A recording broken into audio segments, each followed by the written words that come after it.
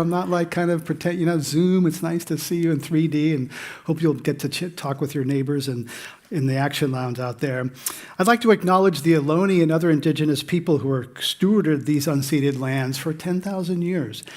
Currently, there are many different tribes and bands working to restore their culture, heal from historic trauma, and protect their traditional territory. I've had the pleasure of getting to know some Coast Miwok in Marin, near where I live, and it's been a real rich experience, and I encourage you to do that. Sometimes these land acknowledgements can be performative, perfunctory, check the box, and there are indigenous people around us in your community. I encourage you to reach out and get to know them. They're still here.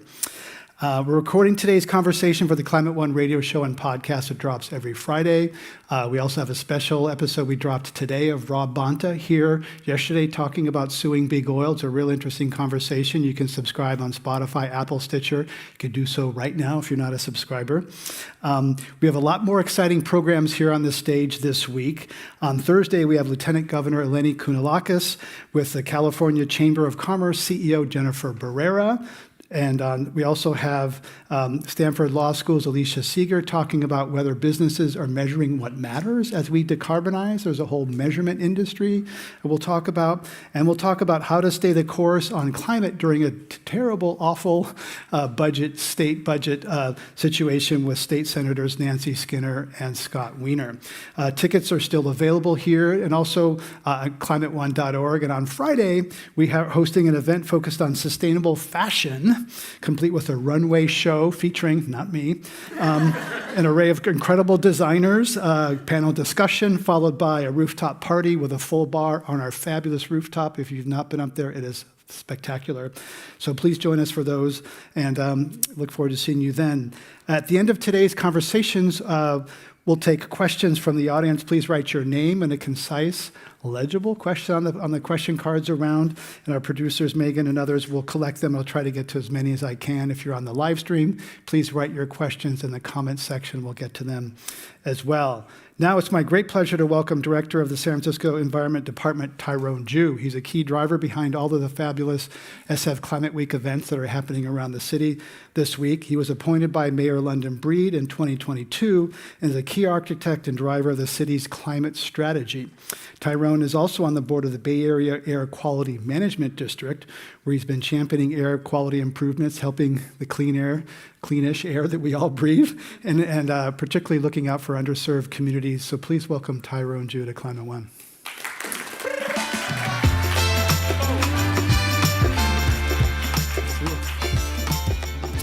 All right. Well, congratulations on Climate Week, after all. I mean, this is pretty cool. There's things all over town. Yeah, it's exciting just to see the energy and focus of just everyone wanting to talk about climate. This is only year 2, and so to see the growth of everyone just being interested in the topic and the number of organizations, we've had 700 plus organizations that are participating, almost 300 events, and upwards of 15,000 people for this week alone. That's great. That's great. We need more conversation, more action. Yeah, right. I mean, Al Gore's in town. The people are. This happening. And you won't see me on a sustainable fashion walkway either. I don't know. You can. I don't know. Only if you do it, Greg. Let's not go there.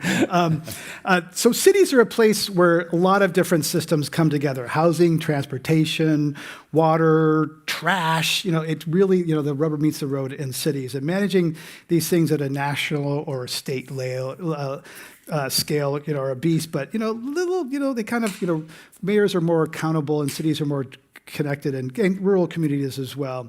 So what are your biggest priorities looking at San Francisco's, all those things, climate? How do you put all those things together, and what are your biggest priorities?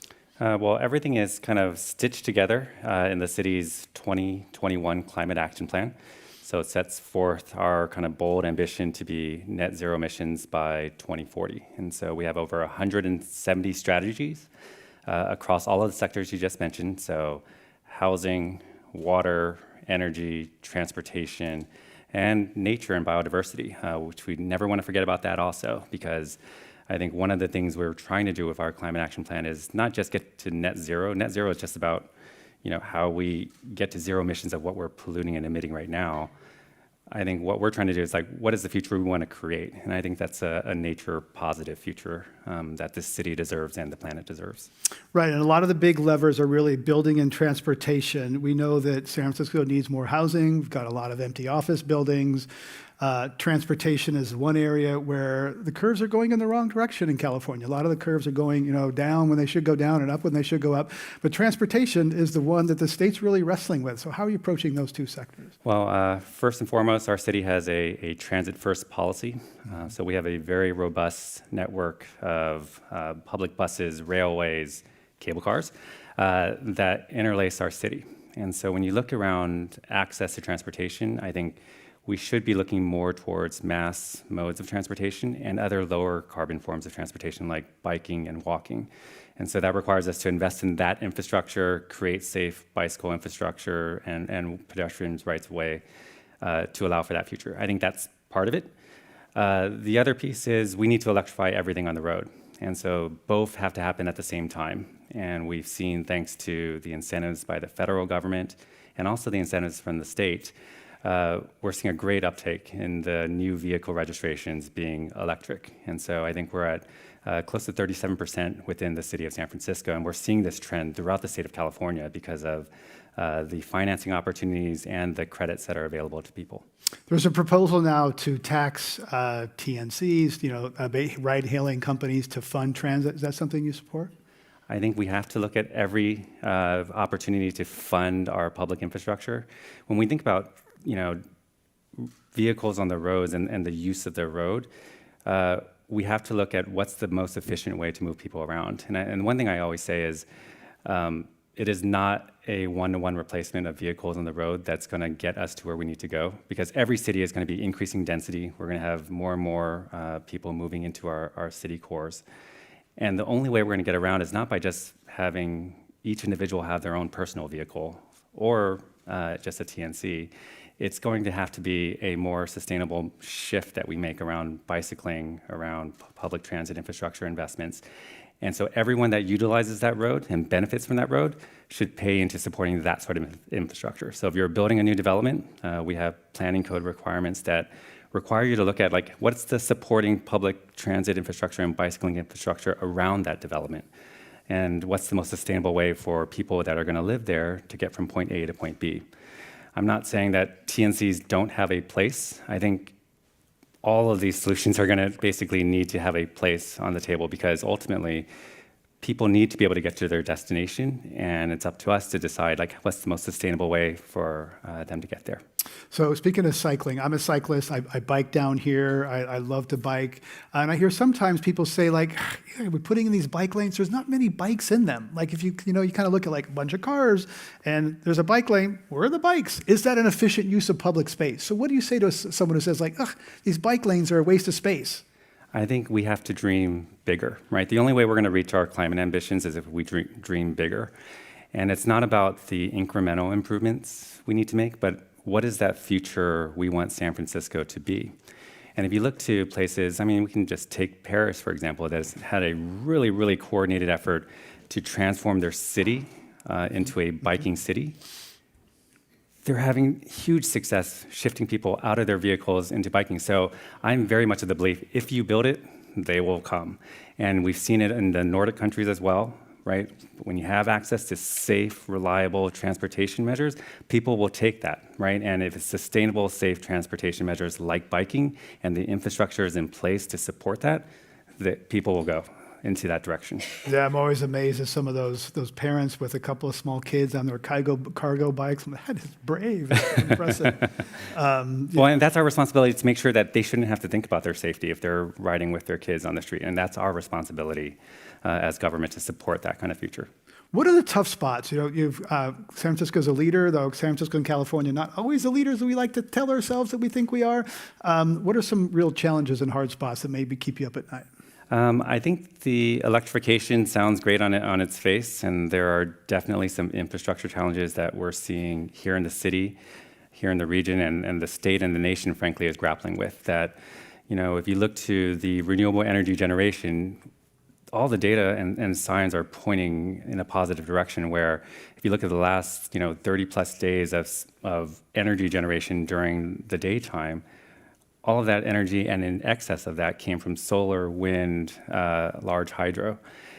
So the energy is there. Too much of it sometimes. Too much of it. So now the trick is like, how do we manage that energy to make sure that it's available during those off-peak times and that the infrastructure is there to support all of the electrification work we need to do to get our buildings off of fossil fuels and our transportation sector off of fossil fuels. And right now, there's a gap right now with the existing aging infrastructure that's in place with the electrical distribution and transmission lines to the future we need to get to. I've been in cities, I think Los Angeles, I think I've seen this in Europe, where there are EV chargers dangling from power poles or telephone poles. I'm like, this is genius. You don't have to break concrete to put in a whole complicated thing, which is expensive, and you have to get permitting, and it's public space, and yada, yada, yada. So I was like, this is genius. There's like electricity up there, dangle a little EV charger, plug it in. Why can't we have EV charging on every telephone pole in San Francisco? I don't know about every single telephone pole, but our plan is to make sure we do have more curbside charging in the city. And so we just announced just several weeks ago that we're going to be putting forward a plan and a rollout strategy of how we're going to be implementing this throughout the city. And we have to be careful. And I think this also gets to the point is we have to be strategic about our investments, about where these curbside chargers go and who they're ultimately serving. Because the last thing we want to do, and it's not a sustainable path forward if we just overbuild, right? That's not a sustainable path. It's about right-sizing everything and making sure that the access is there to those that need it. Right. Okay. Well, I look forward to seeing, EV chargers dangling from telephone poles. I want to talk to you about tactics, because one of the tactics often in environmental circles is to ban bad things. And sometimes that's good. DDT was good to ban that. It's still with us 50 years later.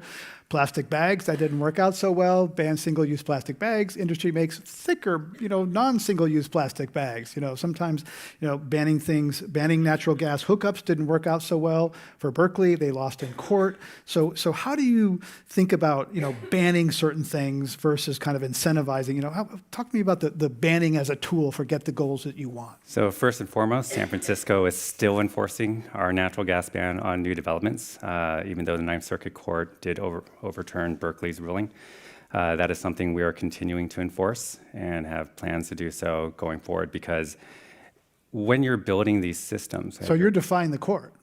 No, we believe that we have a strong legal standing of how we designed our legislation here around safety of our buildings and the seismic requirements of our buildings to ensure that natural gas is not as reliable as electricity after a major disaster. So it's safety, not banning, because that's where things get in trouble. Banning, like you can have an emissions standard that basically bans natural methane gas. That doesn't say that. It's because it doesn't meet the emissions requirements. And you're saying methane doesn't meet the safety requirements. Safety requirements, and also there is an exemption pathway, right? So if you can prove for your particular development that you absolutely need natural gas, there's still a waiver provision pathway for you to get there. Okay. But once you do the planning, and this is where I think, again, it's about how far you look out. As you're building these buildings, they're not here just for the next 5 or 10 years. You're building these buildings for the next 50 or more. And if you're building that far out, and you look at every single climate plan, whether it's from San Francisco, the state of California, everything is trending that we're getting off of natural gas and fossil fuels. So if you're going to be tied to a legacy energy source, what is it going to cost you later on when you actually do have to convert your building and you're forced to convert your building because maybe that energy source is no longer available to you? Well, I've talked to developers who say, look, new building, you got to put in electrical. And it's an incremental addition to put in bigger pipes for electric kitchen, electric space and water heating. Yeah. If we don't have to put in gas pipes, that's savings for us, right? That's just good economics. Absolutely. I mean, when you're building a brand new building from the ground up, that's the exact time you should be looking to, like, what am I installing for the future? Not like, oh, I got to dual plumb everything, like to your point, with natural gas and electricity, when I know electricity is going to be what everyone wants going forward. Then the pipe fitters come in, and they've often been one of the biggest obstacles in this state. They're like, whoa, you're after our jobs. Pipe fitters are, so how do you come up, how does that jive with unions that have a big role in the politics of this city? And I think unions have a very important role to play, and so they need to be part of that conversation for that transition. We have a building owners operations task force that we've been running for about a year and a half. It includes representation from labor and the unions. We have our largest commercial developers. We have our environmental groups. We have everyone at the table helping us to craft these policies. And I think this gets maybe to your earlier point. This isn't just bans that we need. This needs to be a coordinated effort that we all feel like we need to move in the right direction on. And that's the difference of how we need to be implementing our policies. I think, before when we were really trying to gain attention from the environmental movement, a lot of things were like ban this, ban that, to your point, because no action was being taken at all. Now I think everyone really does want to take action. Look at Climate Week. Look at all the people that are gathered here trying to solve these pressing issues. The energy and the attention is there that people want to engage. And so if they want to engage, it's not a ban anymore. It's let's work together and figure out what that transition looks like. And also admit that we don't have all the answers, right? We may want to get to net zero by 2040. How far ahead can we look into the future, into our crystal ball? And so we have to be flexible and adaptable, even as environmentalists, to account for changes that may happen, that we can't predict, and then also adjust our strategies to account for that. Right, and San Francisco, is an innovation center. I think there's campaigns now to say what it starts here, and proud history of innovation. One area of innovation that came out of San Francisco is these ride-hailing companies that we've talked about, and their initial pitch was reduce car ownership, reduce vehicle miles traveled, reduce car-dependent culture. It all sounded great. I think particularly for Lyft, the founders were sincere. And then those companies get big, and we find that San Francisco did a study. Those companies result in drivers driving an hour into the city empty and driving around deadheading empty because we can't wait more than 2 or 3 minutes for them to pick us up. So they're actually increasing congestion, increasing travel times, not delivering the climate benefits that they, I think, sold us on. So what are some of the lessons of that for when you look at other technologies, promise these great, and I think the city and our mayor are kind of like, let's have tech solve this. Well, are we going to have another kind of Uber and Lyft story that doesn't deliver on their sustainability promise? Well, and I think that's to your point. We've talked a lot about San Francisco being the AI capital of the world, which, if you look to all of the major companies, they are located here. I think what gives me hope is that the conversations that they're having and the transparency they're trying to have around how those AI systems operate, the energy output that's needed to generate those AI algorithms and programs, like they're having those conversations now as they're building the systems. And my hope is that it's not a disingenuous kind of promise that the TNCs unfortunately didn't lead with, right? They said, this is going to be more sustainable without the data to back it up. I think from an energy standpoint, it's a much more direct, calculable way of tracking what their emissions are, what their environmental impact is going to be, and to solve for that.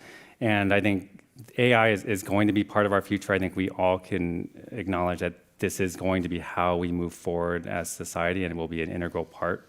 And how we do so and couple that together with what we need to do to create a sustainable planet, that's what we need everyone focused on too as they're building these systems. And I can think of no better place in San Francisco where to have this conversation, where we have the ethos around environmental values, sustainability, have these climate technology companies working hand in hand with these AI companies to create that future. The recent episode of Climate One is on AI and energy, and we have reporting from a writer, Karen Howe, for The Atlantic, who talks about Microsoft easing off some of its sustainability commitments because of the massive, juicy profits of AI. They're building these data centers that are hugely energy hungry for generative AI, which is, predictive AI is very different. The kind of, Siri or the kind of, what next word do you want to type next? That stuff doesn't suck energy. The generative stuff sucks energy.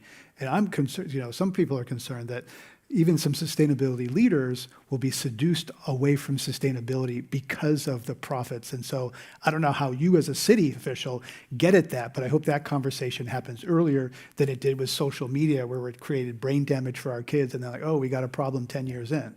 Well, and I think that accountability and holding these companies accountable to these targets that they've set forth and publicly announced, that's on all of us, not just as the city of San Francisco, but all of us as consumers, to make the selection of what product we're going to choose, what companies we support, what companies we work for. And I think what you see now, even within the climate technology space, most of those entrepreneurs, they're leaving the Googles, the Facebooks, the Microsofts, and more to go work in a space that aligns with their values. So I think as we see the generational shift of the younger workforce rising into leadership positions, I think so too you'll see this shift in the companies being forced into making these really the changes that they should have been making all along, but the changes that they've committed to. And I want to shift to something that kind of might be tangible for people listening. One of the real challenges in electrifying our lives is multi-unit buildings. I've been through this. I know people have been through this. Like getting the owners to align. How long am I going to stay here? What do I want to pay? Ooh, it's not like people in San Francisco don't own like their roof and their walls. They have it with other people. There's the Bay Rent program that provides no-cost consultants to guide people through the process. I didn't even hear of this thing until recently. It's a Bay Area-wide thing. So tell us about what's available for people who are in a multi-owner building and they don't know where to start. Do we start with the water? Do we start with the roof? What do we do? Who tells us? Yeah, so there's a lot of programs offered either by the state or here regionally through the Bay Rent program to help you electrify your homes, increase your energy efficiency, improve your water conservation. Those are all programs that we offer here and will work directly with your multifamily residential complexes to help you make those improvements. And incentives up to hundreds and thousands of dollars. Yeah, and I think this is also an important note to just keep in mind, we're in this unprecedented time, of course, where we have this existential crisis of climate change.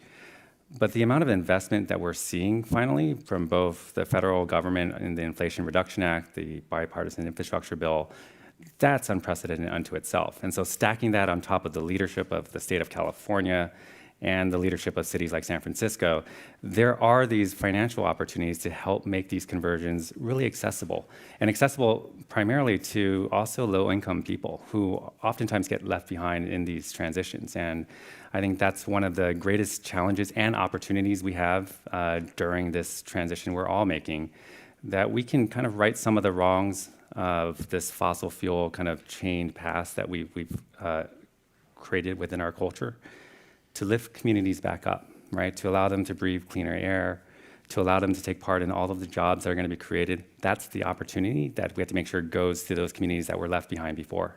And one of those communities, is you grew up in Chinatown. That's a community that's often been marginalized. I lived in China in the 80s and thought that, a lot of people lived there by choice. And then I learned, actually they lived there because they weren't allowed to buy property in other parts of the city. There were restrictive covenants. Darker than I thought. So how does, your upbringing in Chinatown inform your work looking at those kind of communities? Yeah, I mean, the last of my grandparents passed away a month and a half ago at the ripe old age of 102. Whoa. So she, great, yeah. I look to her story as the immigrant story and what she had to brave. She fled persecution in China during the Cultural Revolution in 1949. And it was thanks to her heroism in bringing my father and my uncle over here across all the seas just to get over to San Francisco to create a better life for future generations. And myself, being a first-generation American, I hold on to that as part of my story and identity. What I want to be able to do to help lift up other, whether immigrants or communities that were left behind, like Chinatown or other red line areas throughout the Bay Area and throughout the country. Those are the areas that were left behind, communities of color. Overburdened, if you look at where all of our power plants were located, all of our treatment plants were located, all in those communities, and they were redlined for a reason. This is the chance to undo all of that, right? As we're doing this transformational change of what's important to us in our economy and in sustainability, this is the transformational change we have to be able to make within these communities as well. So for that tender question and answer, thank you for sharing that. There's a lot of doubt and mistrust of institutions in our culture these days, across the board, media, government, et cetera. Your predecessor, Debbie Raphael, was swept up in the corruption scandals that have plagued San Francisco in 2015. Department of Environment was considering a contract to Recology to haul the city's waste to landfills in Solano County. She solicited $25,000 donation from Recology to promote climate change awareness events featuring then Mayor Ed Lee. She resigned in 22, just before you came into the position. Two other former department heads are now in jail. So what can you tell us about how to restore confidence in your department and the government quickly? Then we'll go to audience questions. First and foremost, Debbie is a friend of mine, and taking this position was one of the hardest decisions I personally had to make in terms of honoring that friendship. And I think she got swept up with all of the different controversies that have been happening around the city. But when you look to that $25,000 contribution, that was a contribution to an Earth Day breakfast and event to celebrate with the public. So she was not going into this for some personal, private benefit. She was doing it as a way to express our city's love for the environment for the public. And so to equate, corruption with her, absolutely not synonymous. But she solicited from a person who pled guilty to bribery. Well, to a company that was swept up with a lot of wrongdoings. Right. But that practice didn't start with her. It was a practice that was long held within the city as we held these Earth Day breakfasts. And mayors were all there, starting even further back than Debbie. So she was unfairly swept up in something that was... She was swept up in all of that. And again, no personal benefit, and she was doing it for hosting an event for the public. And I think there's a big distinction there of the corruption where there's personal benefit and personal gain versus I'm going to solicit sponsorships, because this gets to the other point. We don't invest enough as a city, as a state, into our environment departments and our sustainability initiatives. And so it forces us as environmental leaders to have to go out and try to raise money to hold an Earth Day breakfast. That should be something that we do and we take on willingly as a city, and that we fund willingly. And each budget cycle, I will say that this department has had the unfortunate pleasure of having to fight for our budget, because sustainability often is given a second tier as you think about making decisions. And we see this on the state level, on the federal level, even on a local level. You'll focus on the priorities of today that are intractable and right in front of us without taking an eye of where we need to go. And every single direction we need to go points to being a sustainable future, and it has to be interwoven into the decisions we make today to face those problems today. Fair enough.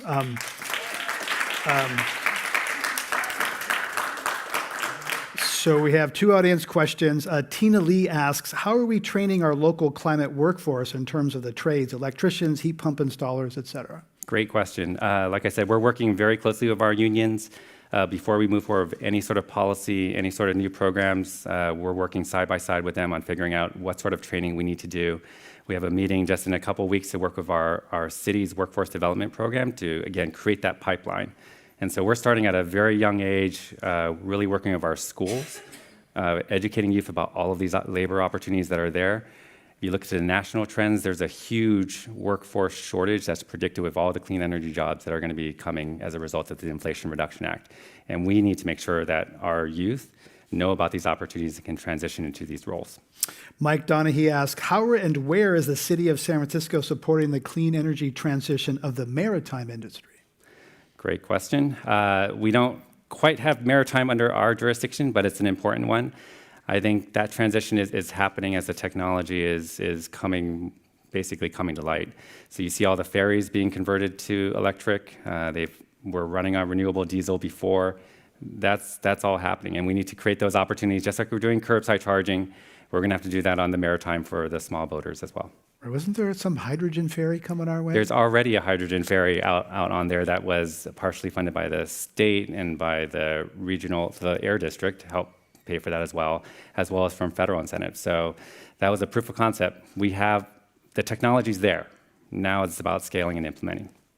Tyrone Jue, everybody. Thank you, Tyrone, for your leadership and for creating SF Climate Week. Thank you, Greg. Very much. Appreciate it. All right. We're going to pretend you're watching a commercial. We're going to do a little stage switch up here. Bring up our next guest. Might say hello to your neighbor.